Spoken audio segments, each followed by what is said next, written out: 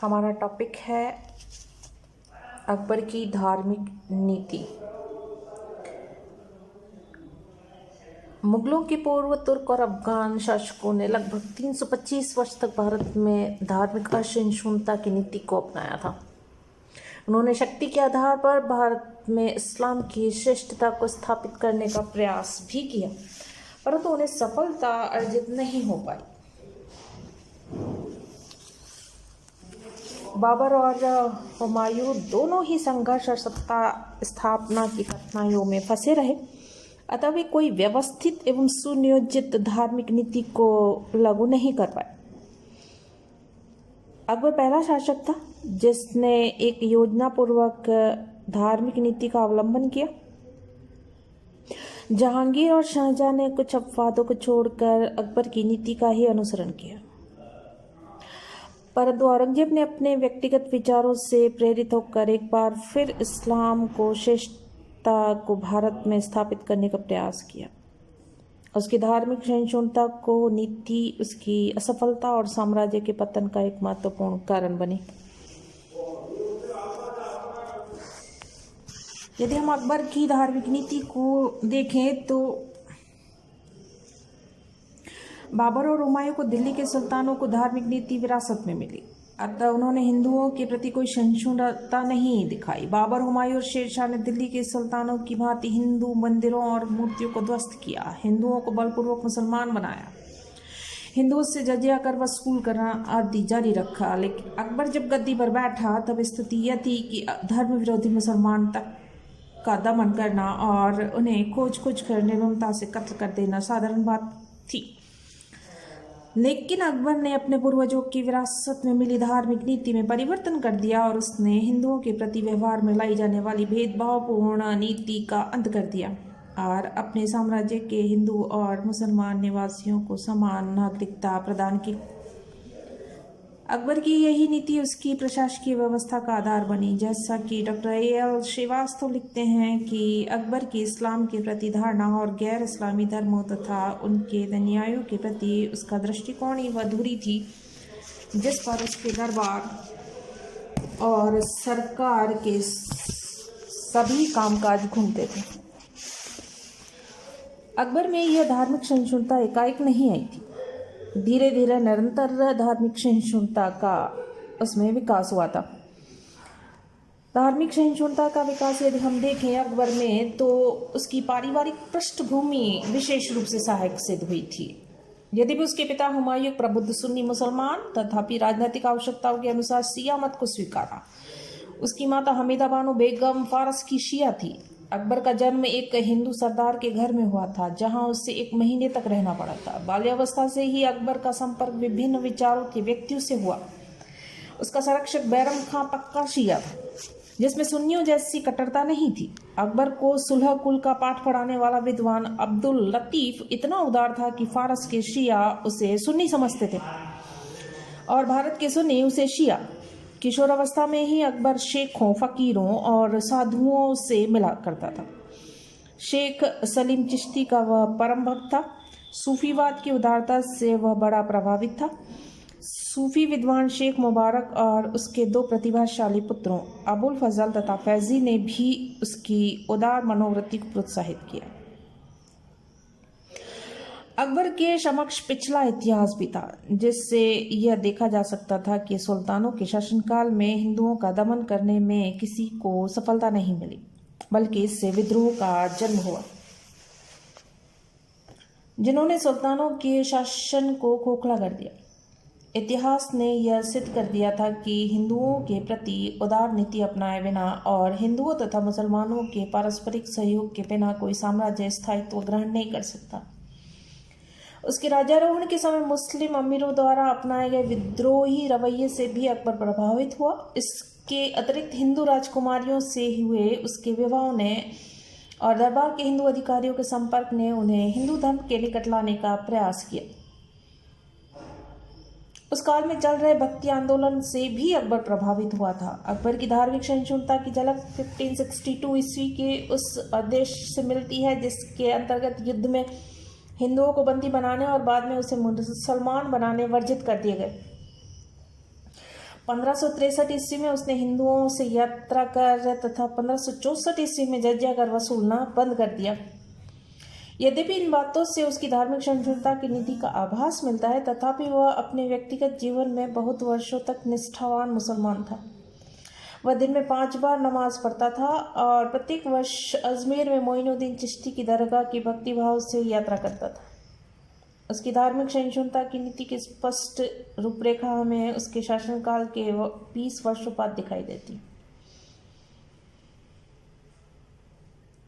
इबादत खाना और धार्मिक सहिष्णुता।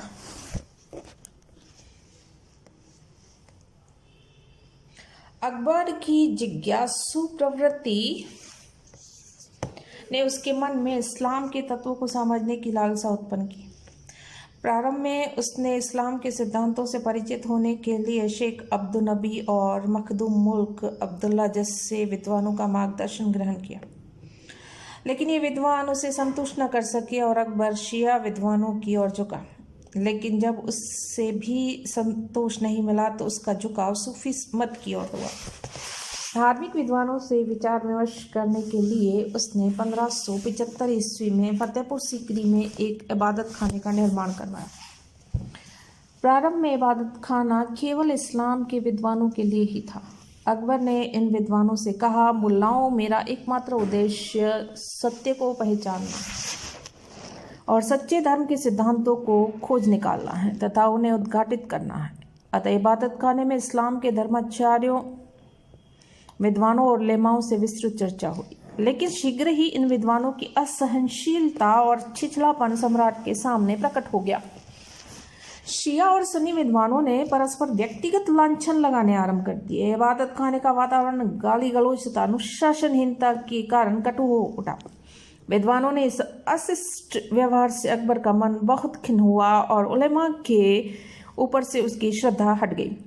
जब उलेमा इस्लाम के सिद्धांतों को स्पष्ट करने में असमर्थ रहे तो 1578 ईस्वी में अकबर ने इबादत खाना 1578 ईस्वी में अकबर ने इबादत खाना अन्य धर्मों के विद्वानों के लिए खोल दिया ताकि वह उनसे विचार विमर्श करके अपनी धार्मिक जिज्ञासा शांत कर पाए। इबादत खाने में अब हिंदू, जैन, ईसाई, पारसी और सूफी धर्म के विद्वान भी आमंत्रित किए गए। ये विद्वान वहाँ अपने अपने धार्मिक सिद्धांतों की तर्क संगत व्याख्या करते थे। इबादत खाने की मुक्त चर्चा के परिणाम स्वरूप अकबर यह समझने लगा कि केवल इस्लाम ही श्रेष्ठ धर्म नहीं है, बल्कि अन्य धर्मों में भी कुछ अच्छे तत्व हैं। अकबर का दृष्टिकोण विभिन्न धर्मों और विद्वानों के प्रति सम्मानजनक होने लगा। विभिन्न धर्मों के विद्वानों के संपर्क में आने से अकबर पर दूसरे धर्मों का प्रभाव पड़े बिना नहीं रह सका। हिंदुओं के प्रभाव में आकर वह हिंदुओं के देवी देवताओं, त्योहारों और संस्कारों का आदर करने लगा तथा कर्म और आत्मा के सिद्धांतों के प्रति श्रद्धा रखने लगा। पारसियों के प्रभाव से सूर्य और अग्नि के प्रति श्रद्धा हुई। जीव हत्या बंद करने की प्रेरणा उसे जैन धर्म से मिली और ईसाइयों के प्रभाव से वह नैतिकता, दया और प्रेम के सिद्धांतों के प्रति आकर्षित हुआ। अन्य प्रभावों की मजहर की घोषणा 26 जून 1579 ईस्वी को अकबर ने फतेहपुर सीकरी की जामा मस्जिद में धर्मोपदेशक का आसन से कवि फैजी द्वारा रचित खुतबा पढ़ा। वैसे भारत के बाहर बादशाह द्वारा खुतबा पढ़ा जाना कोई नई बात नहीं थी, लेकिन भारत में इससे खलबली मच गई और विरोधियों ने यह कहना आरंभ किया कि सम्राट स्वयं पैगंबर बनना चाहता है। खुतबा पढ़ने के 2 माह बाद 2 सितंबर 1579 ईस्वी को प्रमुख उलेमाओं द्वारा हस्ताक्षरित एक घोषणा पत्र जारी किया गया, जिसमें अकबर को शरा या मुस्लिम विधि विधानों का मुख्य व्याख्याकार और निर्णायक घोषित कर दिया गया। इस घोषणा पत्र को महजर कहा जाता है।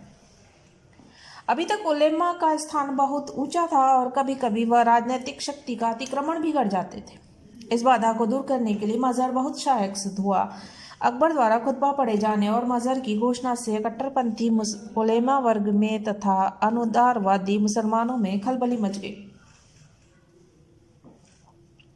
उन्होंने अकबर पर विभिन्न आरोप लगाने शुरू कर दिए। यह कहा जाने लगा कि सम्राट स्वयं में देवत्व का दावा कर रहा है, वह स्वयं पैगंबर होना चाहता है, वह इस्लाम के विरुद्ध कार्य कर रहा है और वह सुन्नी मत छोड़कर शिया मत ग्रहण कर रहा है। वास्तव में ये आलोचना अकबर की सहिष्णुता तथा सभी धर्मों के प्रति समान व्यवहार की नीति के कारण हुई थी। वास्तविक स्थिति यह थी कि यदि किसी विषय पर धर्माचार्य द्वारा विरोधी व्याख्या दी जाती है तो अकबर को उनमें से कोई एक मानकर निर्णय देना था। फिर यह भी आवश्यक था कि उसका निर्णय कुरान या हदीस की सीमा के भीतर ही हो। ऐसा न होने पर जनता को उसका विरोध करने का अधिकार था। इस प्रकार धार्मिक प्रश्न पर अंतिम निर्णय देने का उलेमा का यह अधिकार अकबर ने स्वयं ले लिया। भारत में शिया सुन्नी और महदवी सदा संघर्षरत रहते थे, अतः परिस्थितियों की मांग थी कि सम्राट को ये शक्तियां दी जाए। उलेमा वर्ग के लिए यह एक चौंकाने वाली स्थिति थी, क्योंकि सैकड़ों वर्षों से वे इस अधिकार का उपभोग करते आ रहे थे। अकबर पर हिंदू धर्म का प्रभाव। अकबर पर भारत के अन्य धर्मों, मुसलमानों के अतिरिक्त अन्य धर्मों का प्रभाव देखने को मिलता है। इसमें हिंदू धर्म का प्रभाव यदि देखें तो अकबर पर सर्वाधिक प्रभाव हिंदू धर्म का देखने को मिलता है। हिंदू विद्वानों के संपर्क में आने से अकबर आत्मा के आवागमन में, हिंदू देवी देवताओं और हिंदुओं के प्रमुख संस्कारों में विश्वास करने लगा। वह रक्षाबंधन, दशहरा, दिवाली, होली बड़ी धामधूम से मनाता था। हिंदुओं के समान वह तिलक लगाने लगा और अपनी माता की मृत्यु पर हिंदुओं के समान उसने अपना सिर मुंडाया। सलीम का विवाह भी उसने हिंदू पद्धति से किया। विभिन्न योगियों के संपर्क में उसने अनेक आयुर्वेदक यज्ञ क्रियाएं सीखी। वृंदावन ने विठलेश्वर तथा उसके उत्तराधिकारियों को सुविधाएं देने के लिए फरमान जारी किए। हिंदू धर्म के प्रति उसके अनुराग से किंवदंतियां प्रचलित हो गई थी कि अकबर हिंदू धर्म को अपनाना चाहता था, किंतु कट्टर ब्राह्मणों ने उसे स्वीकार नहीं किया। अकबर पर पारसी धर्म का प्रभाव। पारसी धर्म के संबंध में जिज्ञासा उत्पन्न होने पर अकबर ने उसके गुरु नवसारी के दस्तूर मेहरजी राणा को फतेहपुर सीकरी आमंत्रित किया। वहां पहुंचकर मेहरजी ने इबादत खाने की धार्मिक चर्चाओं में भाग लिया और अकबर को पारसी धर्म के सिद्धांतों से अवगत कराया। अकबर पारसी धर्म के सिद्धांतों और मेहरजी के जीवन की पवित्रता से इतना प्रभावित हुआ कि उसने मेहरजी को नवसारी के समीप 200 बीघा जमीन माफी दे दी। हिंदू धर्म के संपर्क से अकबर के मन में सूर्य के प्रति श्रद्धा उत्पन्न हुई थी। वह पारसी धर्म के संपर्क से भी और प्रबल हुई। अग्नि के प्रति सम्मान प्रकट करने के लिए राजमहल में दिन रात पवित्र अग्नि रखी जाने लगी। संध्या में दीप जलाए जाने पर सम्राट अपने दरबारी प्रकाश के प्रति सम्मान प्रकट करने के लिए खड़े हो जाते थे। पारसियों के नौरोज तथा अन्य 14 त्योहारों को भी उसने अपना लिया। 1592 ईस्वी में अकबर ने अर्देशिया नौरशेरखा नामक एक विद्वान को पारसी शब्दकोश तैयार करने और धार्मिक प्रवचन के लिए आमंत्रित किया था। अकबर पर जैन धर्म का प्रभाव। उस समय हरिविजय सूरी श्वेतांबर जैनियों की तपोगच्छा शाखा के प्रमुख आचार्य थे। 1582 ईस्वी में अकबर ने उन्हें फतेहपुर सीकरी आमंत्रित किया। हरिविजय सूरी अपने शिष्यों भानुचंद्र और शांति चंद्र के साथ आगरा पहुंचे। 2 वर्ष के प्रवास में उन्होंने अकबर को जैन धर्म के तत्वों से परिचित कराया। अकबर जैन मुनि के गहन ज्ञान और उच्च कोटि के चरित्र से इतना प्रभावित हुआ कि उन्हें जगत गुरु की उपाधि दे दी और उसके शिष्यों को उपाध्याय की। तपोगच्छ संप्रदाय के अतिरिक्त खरतरगच्छ संप्रदाय के प्रमुख आचार्य ने भी अकबर को प्रभावित किया, जिन्हें अकबर ने युग प्रधान की उपाधि दी। जैन विद्वानों के प्रभाव से अकबर ने दया और अहिंसा के सिद्धांतों को स्वीकारा। मुगल साम्राज्य के 6 सूबों में जहां जैन अधिक थे, पर्युषण पर्व के समय पशुवध निषिद्ध कर दिया। आखेट और मछलियों का शिकार भी सीमित कर दिया गया और 1585 ईस्वी के बाद उसने मांसाहार सीमित किया, फिर उसे बिल्कुल त्याग दिया। वह पवित्र उद्देश्य से उपवास भी करने लगा। नेक्स्ट देखें ईसाइयों का प्रभाव अकबर पर। तो 1572 ईस्वी में खंबात में पुर्तगालियों से भेंट होने पर पहली बार उसको यूरोपीय रीति रिवाजों से उसका परिचय हुआ। इस पुर्तगालियों के साथ भेंटों के साथ अकबर ने ईसाई धर्म के संबंध में चर्चाएं की।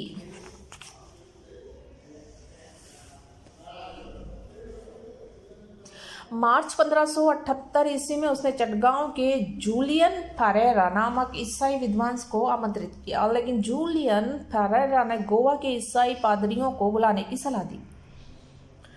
तब अकबर ने गोवा के ईसाई पादरियों को आमंत्रित किया। रुडोल्फ एक्विविना, एंटनी मॉन्स्ट्रेट और फ्रांसिस हेनरिक्विस का प्रथम ईसाई शिष्टमंडल फरवरी 1580 ईस्वी में फतेहपुर सीकरी पहुंचा और अकबर को बाइबल की प्रति भेंट की। अकबर ने अपनी पगड़ी उतारकर बाइबल सिर पर रखी और उसे चूमा। उसने अपने चित्रकारों को ईसा और मैरी की चित्र बनाने के आदेश दिए।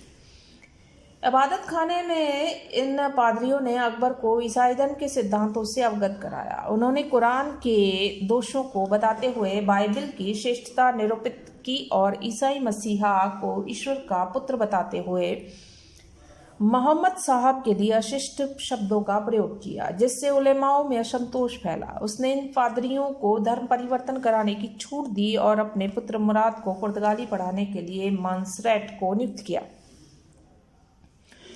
ईसाई धर्म के प्रति अकबर द्वारा प्रदर्शित सम्मान और उसके शिष्ट व्यवहार से ये पादरी इतने उत्साहित हुए कि उन्होंने अधिकारियों को लिखा कि अकबर ईसाई धर्म ग्रहण करने के लिए तैयार है। लेकिन ये पादरी निराश होकर गोवा लौट गए। अप्रैल 1581 ईस्वी में उसने पुनः ईसाई पादरियों को बुलाया। अतः ईसाइयों का दूसरा शिष्टमंडल 1591 ईस्वी के अंत में लाहौर पहुंचा। लेकिन इस समय अकबर पश्चिमोत्तर सीमा पर व्यस्त होने के कारण इस शिष्टमंडल को अधिक समय नहीं दे सका और यह शिष्टमंडल निराश होकर लौट गया। 1594 ईस्वी में अकबर ने पुनः गोवा के पादरियों को आमंत्रित किया। अतः जेरोम, जेवियर, पिनहेरो और डिकोज नामक 3 पादरी मई 1595 ईस्वी में लाहौर पहुंचे। 1595 ईस्वी में लाहौर। लेकिन इन पादरियों से उसने कोई धार्मिक चर्चा नहीं की, बल्कि पुर्तगालियों को विजय आदि को जानना चाहा। मिशन के पादरी अकबर की मृत्यु के बाद भी दरबार में रहे। इन शिष्टमंडलों के प्रभाव से अकबर ईसाई धर्म के प्रति सम्मान प्रकट करने लगा। ईसाइयों को धार्मिक जुलूस निकालने और अपने धर्म का प्रचार करने की छूट भी दी। दूसरे शिष्टमंडल ने तो लाहौर में एक पाठशाला स्थापित की, जिसमें मुराद, दानियाल और खुसरो पुर्तगाली पढ़ते थे। ईसाई पादरियों के प्रति अकबर का उदार व्यवहार और इस्लाम के प्रति उसकी उदासीनता देख पादरी समझने लगे कि अकबर को ईसाई बनाना कठिन नहीं है। लेकिन उन्होंने अकबर की जिज्ञासा प्रवृत्ति और उदारता का गलत अर्थ लगाया। वास्तव में अकबर इतना उदार था कि सभी धर्मों के पैगंबरों व आचार्यों के प्रति सामान्य रूप से श्रद्धा प्रकट करता था। हर धर्म वाला समझता था कि अकबर उसी के धर्म को सबसे अधिक चाहता है। दीन इलाही। इबादत खाने में इस्लाम के धर्माचार्यों के अशिष्ट एवं अनुशासनहीनता व्यवहार के कारण अकबर का इस्लामी सिद्धांतों से विश्वास उठ गया। धर्मांध व्यक्तियों द्वारा एक दूसरे के प्रति घृणा के भाव फैलाते देख अकबर को अत्यंत क्लेश पहुंचता था। उसने सभी धर्मों के अच्छे तत्वों को ग्रहण कर तर्क को ही धर्म का मूल आधार बताया और अपने साम्राज्य में प्रत्येक मत संप्रदाय को धार्मिक स्वतंत्रता और सहिष्णुता प्रदान की। देश में फैल रहे धार्मिक विद्वेष को दूर करने के विचार से उसने विभिन्न संप्रदायों का समन्वय करने का प्रयास किया।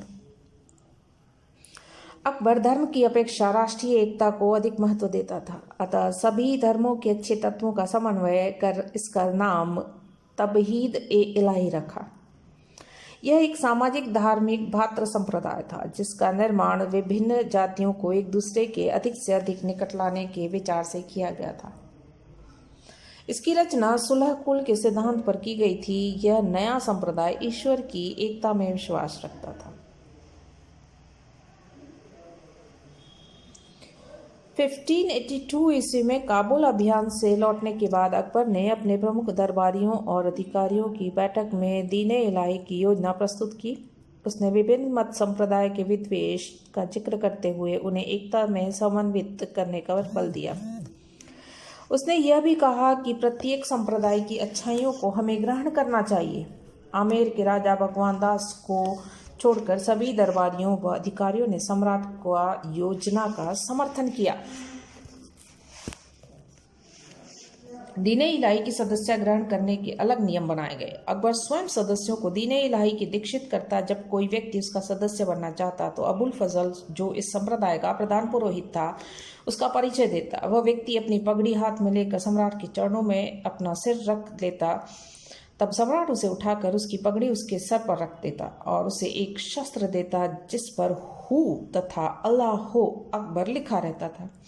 अकबर ने स्वयं को गुरु के रूप में प्रतिस्थापित कर रखा था। दीन-ए इलाही की सदस्य मिलने पर परस्पर अल्लाह अकबर तथा जल्ले जलालहू कहकर एक दूसरे को अभिवादन करते थे। अपनी मृत्यु के पश्चात भोज देने के स्थान पर सदस्यों को अपने जीवन काल में ही भोज देना पड़ता था। वर्षगांठ के दिन भोज तथा दान देना पड़ता। उसे उस दिन और जन्म के पूरे महीने मांसाहार से दूर रहना पड़ता। यह अनिवार्य था कि अल्पायु, बांझ तथा गर्भवती स्त्रियों से सहवास न किया जाए। कसाईयों, मछुआरों, बहेलियों आदि निम्न जातियों के साथ भोजन करने की मनाही थी। इसके सदस्य अपेक्षा की जाती थी कि बादशाह के लिए अपना सर्वस्व, यहाँ तक कि जीवन और धर्म का भी बलिदान करें। दीन-ए इलाही के सदस्यों की 4 श्रेणियां थी। संपत्ति, जीवन, सम्मान तथा धर्म समर्पित करने पर ये श्रेणियां प्राप्त होती थी। चारों को समर्पित करने वाला सदस्य उच्चतम श्रेणी में तथा 3, 2 और 1 को समर्पित करने वाला क्रमशः नीचे की श्रेणियों में आते थे। दीन-ए इलाही के सदस्यों की संख्या केवल 19 थी, जिनमें से केवल बीरबल ही हिंदू था। दीन-ए इलाही को कोई धर्म नहीं था, लेकिन बदायूनी, वुल्जे, हैग, ग्लेनपोल और मैलिसन इसे धर्म मानते थे। स्मिथ ने तो यहाँ तक लिखा है कि दीन-ए इलाही अकबर की मूर्खता का स्मारक था। वास्तव में यह कोई धर्म नहीं था। इसका न तो कोई धर्म ग्रंथ था और न कोई देवालय और न कोई पुरोहित वर्ग था। यदि अकबर का उद्देश्य धर्म की स्थापना करना होता तो उसके अनुयायियों की संख्या सिर्फ 19 न होती। उसके एक इशारे पर बिना किसी दबाव के हजारों लोग उसके धर्म में दीक्षित हो जाते। यह तो एक सी विचारधारा वाले लोगों का समूह था। डॉक्टर त्रिपाठी के अनुसार भी यह एक संस्था या पद्धति थी जिसके अंतर्गत धार्मिक मतभेदों के बावजूद मनुष्य ईश्वर और सम्राट की सेवा के लिए संगठित हो सके। Doctor A.L. श्रीवास्तव लिखते हैं, दीन-ए इलाही का उद्देश्य ऐसे प्रबुद्ध और उदार मन वाले भारतीयों को इकट्ठा करना था जो अकबर को अपने राजनीतिक और धार्मिक नेता मानते थे, जो सभी धर्मों की सत्यता पर विश्वास करते थे तथा एक ही मंच पर आ सकते थे।